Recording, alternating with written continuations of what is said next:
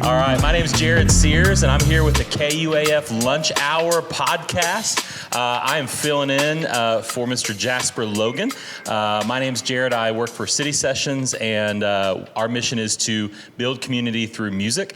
And so we are here at Bike Rack Brewing in the brew room itself, where we've done a lot of shows for Citysessions, and got to have an awesome show today with Stephanie here of Auralai, and Hayne over here with Nosh Nola, just bringing the food. It was incredible, guys. Yeah, do what we can. Yeah, thank you guys for what you do. A lunch show. When was the last time you did a lunch show?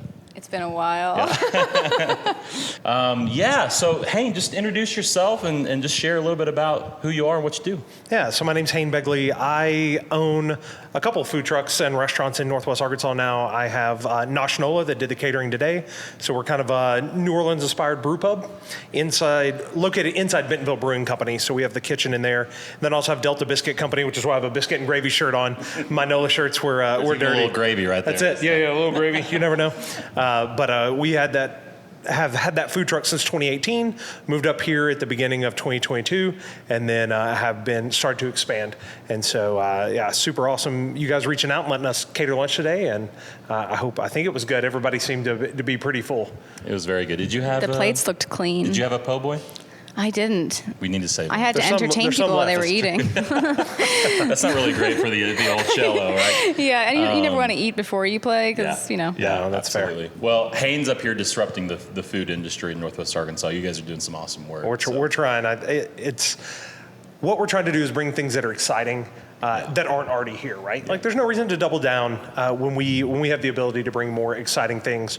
And so, right now, like I said, we're really focused on this new brew pub, and hopefully by the end of this year, we'll have some more things in the drawing board and be able to really kind of push the envelope for what people are doing for food-wise and what people expect out of restaurants and kind of experiences up here. Yeah, that's awesome, man. I'm excited for it. Yeah, we're pumped. Stephanie, or Auralai, just tell us a little bit about you, and I don't know how long you've been playing music and where Auralai Kind came of from. forever.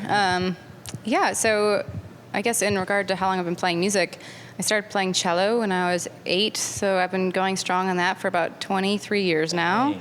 Yeah, it's been a while.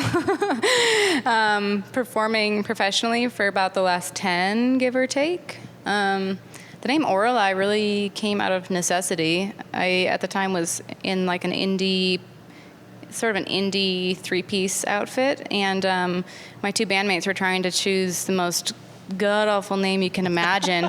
And then I had a dream, and this name came to me, and it saved the band. Wow. That's not true. The band actually fell apart, but it's been a great name for my music. Yeah. Yes. Just out of a dream. That Out of a name dream, yeah. came. Wow. Okay. It's also it doubles up as the title of a song because the dream was, I guess, how much do you want to know? I want to know. Keep going. The dream was about driving through the mountains of Montana with someone named Auralai, and it was a really interesting dream, kind of like the dream that you wake up and you feel different, like more mature, like you've changed. And I was like, Auralai is a great name. So there's a song that revolves more closely to the dream, and then, it's also the name of the band. Oh my goodness, that's incredible. Do you have dreams like this often? I have so many weird dreams. Visions, Yeah. dreams? Yeah, definitely. I have a lot of dreams. I've guessed multiple pregnancies, so I'm clairvoyant. Anybody in here pregnant? No? Okay. Oh, yeah. Jason is. Congratulations. Did you know that? Oh. No, I'm just saying your dream. No, I'm just joking. It's really going down the threw you tubes. there for a second, didn't I? Hey, so I'm really excited to have, you got to open for Ira Wolf at the other Bike Rack location a few months ago. Also, a chicken fell out of a car. Yeah, that was so or jumped out of a car. weird. We're not really sure. It was like a last-ditch thing. I think that chicken was in a bad spot, and it needed out. And it was either a suicide attempt or something. It was just jumping out of someone's vehicle. Literally on like the main drag of Bentonville.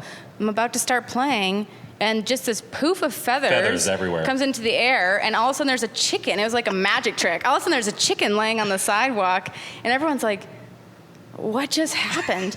And there's like people gathered around. They're like, does anyone here know how to hold a chicken? And of course, my partner walks up. He tucks it under his arm, and that chicken sat in his lap for hours for the entire show. Mm-hmm. Yeah, Beatrice. I miss her all the time. Beatrice, you named her? Of course. That's amazing.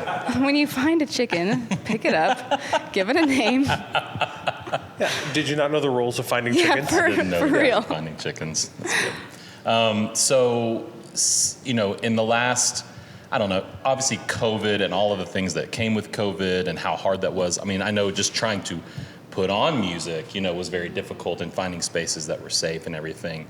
I don't know, coming out of that, I mean, I think we can all kind of feel comfortable about saying that. Coming out of that, what's it been like trying to figure all that out and figure out the landscape? That's a great question. Yeah. I'm still navigating that, honestly. Obviously the world changed for everyone. I can only speak to my experience as a musician, but it's been it's a struggle for sure. I mean, music is all about staying relevant now and getting people to keep following you. And when you're not really performing or putting new stuff out for a couple of years, it seriously impacts that, which also then goes on to seriously impact how booking works, because that's also about all the follows you can get and how many people want to come out and hear you. Yeah, totally. I mean,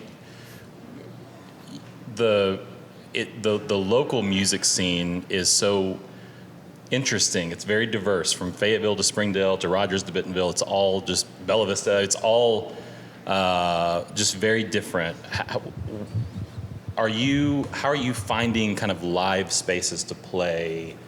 What has that been like? Are you doing much of that? Is it mostly recording in private shows, or it's been a lot of recording in private shows. So shameless plug, I'm releasing an album this year. Yeah, you are. Yeah, I am. So awesome. I've been putting a lot of energy into that, honestly. But as far as finding venues in this area, I don't know that I've done a ton of that. It's kind of I don't know, some venues have kind of reached out to me to play places or different showcases, which has been really nice. Honestly, I became affiliated with House of Songs shortly after moving here, and that really helped too, to kind of help get me plugged into the network here. Awesome. We love Troy and Graham and the House of Songs and the whole crew. So what is your strategy, I guess, or desire for how often you play at home and how often you might want to play outside of the region? I don't know. How do you feel about local shows versus kind of out-of-town shows? And you ask a lot of good questions. I know. Okay, good. They're great questions. Well, normally I get the same interview questions over and over again, so these are great. Okay. My strategy, I don't know that I really have one. But I don't know, I mean, I definitely don't have one. Once a few things start coming together, I try to either be like, okay, I'm going to spend the next few months just playing locally, or okay, a lot of shows are developing in Wisconsin, I'm going to go spend a month there.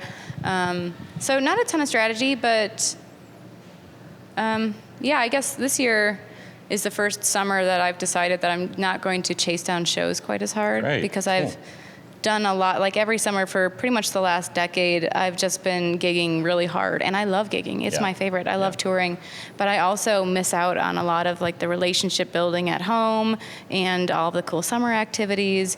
So I am keeping it a little more local this summer for sure. And I love local shows. I feel like when you establish yourself in a community, there's almost no show that can beat just a bunch of people that know your music and still want to come out and see you every weekend. That's awesome. It's amazing. Yeah. It's such an honor. It's really great. Well, I would say you are definitely undersaturated in the region. I think there's a fine balance, right, of trying to play everywhere and just, paying the bills with that, but then thinking about your artistry and your brand and the whole thing, and like picking those right shows, in front of the right people. Yeah. And so most of the time, or the couple of times I've gotten to host you, there's a lot of, I've never heard of Auralai, and it's like, how does she live here? This is amazing. So, I mean, just tons of positive feedback. Awesome. And I hope you do play a little bit more, in the region. Yeah, me too. I'm hoping to really break into this area and kind of establish more musical roots here for sure. Yeah, that's great.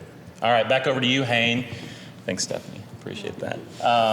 So the same post-COVID conversation, and maybe kind of give us a little bit of like the move up to Little Rock and in Little Rock, that's when COVID hit. That's where you guys were based. So just give us a little bit of that backstory. Sure. Yeah. So, I'd been in Little Rock for just under a decade when we opened the food truck, and had worked in restaurants and really kind of understood the food scene and kind of how it moved around the area. And then COVID hit, and overnight it just everything changed.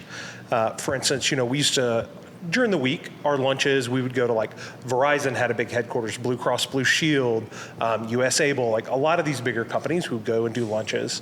And then we could do private events at night. And then on the weekends, we could do our bigger events or have our kind of our bigger sets. But the weekdays were what kind of paid the bills. Yeah. And then the weekends were where you actually started to make profit.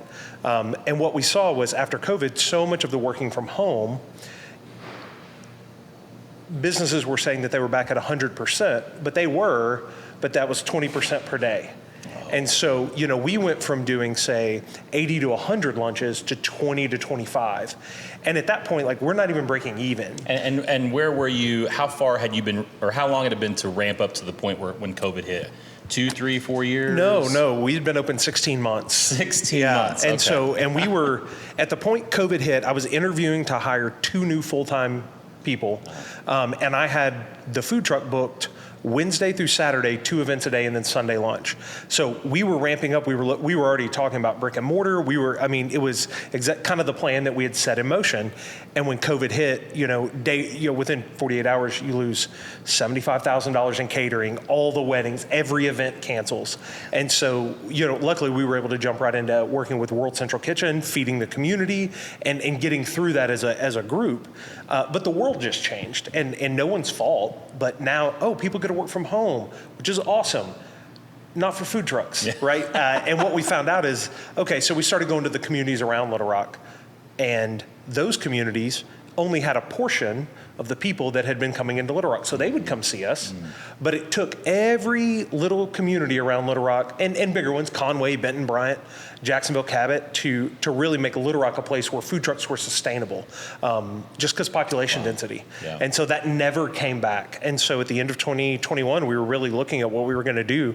And I started looking at censuses and really getting into the data. And Northwest Arkansas was growing. Yeah. And everything else was either static or actually starting to decline a little bit. And I said, you know what, if we're going to do this, we're going to make this work. Our business has wheels. I'm real lucky in that. Like, I can't move a lot of places, they can't shut down and move a business.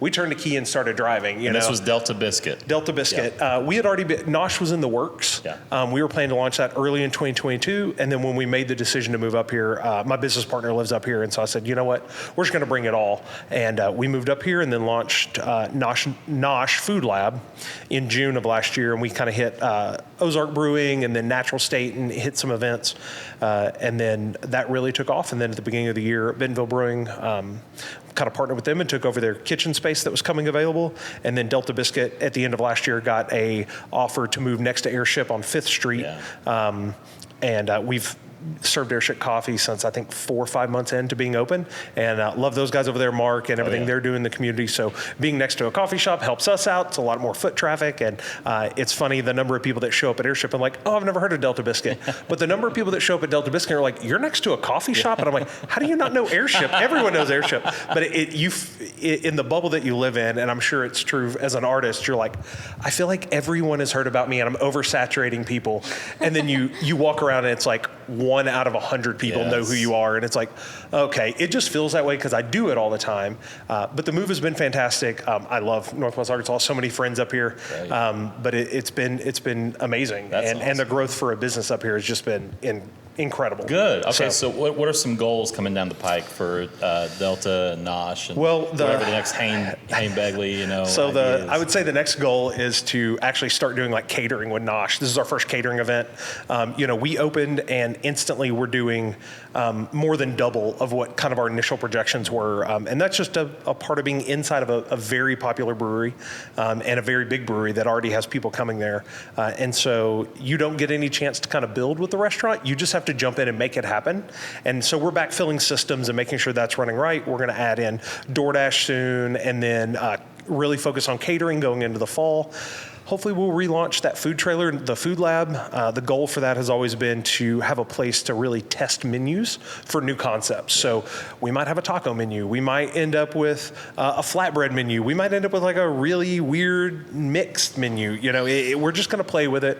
But then hopefully the goal for the company, even bigger than that, is for Delta Biscuit to become brick and mortar next year. Nice. I've had a plan for that since day one. It was always supposed to be brick and mortar, but but funding. Sure. So we started as a food truck, and but we really miss out on some. We just can't have as large of a menu as I would like. Can't play around as much as I would like. Yeah. And I have a lot of brunch cocktails that I really want to bring out. Things that people just we don't see here yet, and you see in other cities really starting to pop up, like Denver, San Diego, Seattle. But I want our brunch experience, breakfast experience, to be on par, every level, as good as anything else in town. Preacher Son or Conifer, Tuscan Trotter. If you come to us for breakfast, I want you to have a champagne menu, a bubblies menu that is incredible, that you're not getting anywhere else. Because yeah, why would we not? Champagne is fantastic with breakfast. I want to do a cocktail menu that's Bloody as Marys. good as Preacher Son. Yeah, absolutely. You got to have Bloody Mary. That's right. And we just want to do the fun things that maybe don't fit on other menus but they do on ours. I love it. And so just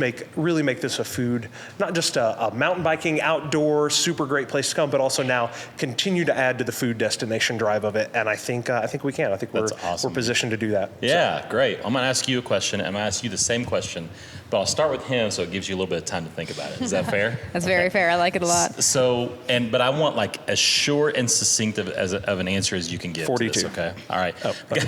Sorry. I'd love to know what question you thought. It's the answer of the universe, right? Oh, okay. I thought it was Jackie Robinson's number. No. Well, it is, but. So what does it mean? I'm going to ask the question, and then I'll preface it for a second to give you a second to think about it. What does it mean to make it for you in your industry? And I think for food and music, that is, if you're not in food or music, you can think, well, making it obviously means you go on American Idol, or making it obviously means you're touring worldwide, or making it obviously means I've got a restaurant, a brick and mortar restaurant in every city. Maybe that is what it is for you, but just for you specifically and your goals and kind of where you're driving your brand and your art, like, what does making it mean for you? Yeah. Making it for us is simple. If we can take care of our staff at a level where they have a livable wage, more than livable. And the second thing is I want to wake up and enjoy what I'm doing. That's it. If my people are taken care of and I wake up enjoying what I'm doing, I've made it. It doesn't matter if it's 1 or 100. That's very much the baseline for me since day one. That's a great answer, Ann. And so succinct, man.